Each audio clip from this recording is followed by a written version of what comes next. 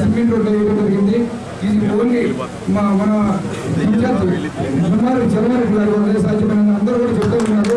So మామయ్య గారి ఆశీస్సులతో నేను ప్రతిరోజు కూడా మామయ్య గారి దగ్గరికి వెళ్ళి ఆయన ఆశీస్సులు తీసుకొని మాత్రమే ప్రచారం ఏర్పడుతుందని సందర్భంగా తెలియజేస్తున్నాను.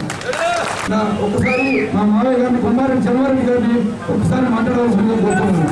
గౌరవనీయులు నారా చంద్రబాబు నాయుడు గారి ఆధ్వర్యంలో సంక్షేమం అంటే చంద్రన్న అంటే సంక్షేమం అనే ఒక గోత్రమైన నినాదంతో 2014 నుంచి 2019 వరకు ప్రజలతో అనేక సత్సంగాలు ఉండి అనేక విధాలుగా సంక్షేమ కార్యక్రమాన్ని అట్టడుగు ప్రజలకి మారుమూల ప్రాంతాల ప్రజలకు కూడా అందించిన ఘనత గౌరవ ముఖ్యమంత్రి నారా చంద్రబాబు నాయుడు గారికి.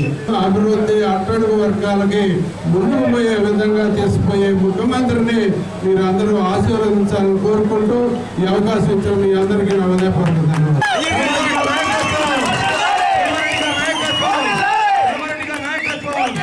75 ఊళ్ళలో కూడా చలమారెడ్డి గారికి మొత్తం కూడా అవగాహన ఉంది. ఈ 5 సంవత్సరాలు ఆయన మా క్యాడర్ని ఎట్లా నడిపాడంటే ఒక కమాండర్ లాగా, ఒక సైన్యాధిపతి లాగా బ్రహ్మాండంగా నడిపాడు. మేము అంజిరెడ్డి గారిని ఒకటే రిక్వెస్ట్ చేసుకున్నాం, మా అన్నగారి ఆధ్వర్యంతో అట్లాగని సీనియర్ యాగంటి మల్లికార్జునరావు, పూలిశెట్టి గారు అందరినీ టౌన్లో కానీ అందరినీ మీరు కలుపుకొని పోయి చాలా హార్డ్ వర్క్ చేస్తేనే కుట్రలు కుతంత్రాలు మన దాంట్లో సహజం కనుక వాటిని వాళ్ళు ఒకటే అనుకుంటారు. ఈ పార్టీ కార్యకర్తలంతా కూడా ఆశించేటువంటిది తెలుగుదేశం పార్టీ గెలవాలనేటువంటి ధ్యేయమే.